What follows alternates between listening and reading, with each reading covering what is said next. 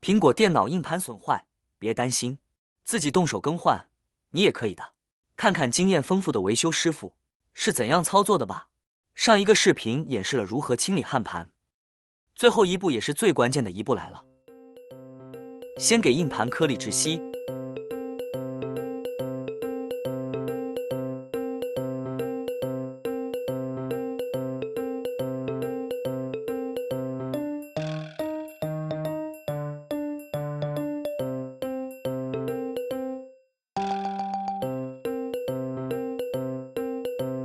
均匀涂抹焊油，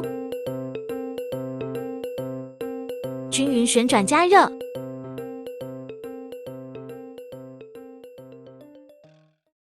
请问这个按摩手法您还喜欢吗？您学会了吗？可以多看几遍的，喜欢的不要忘记点赞收藏哦。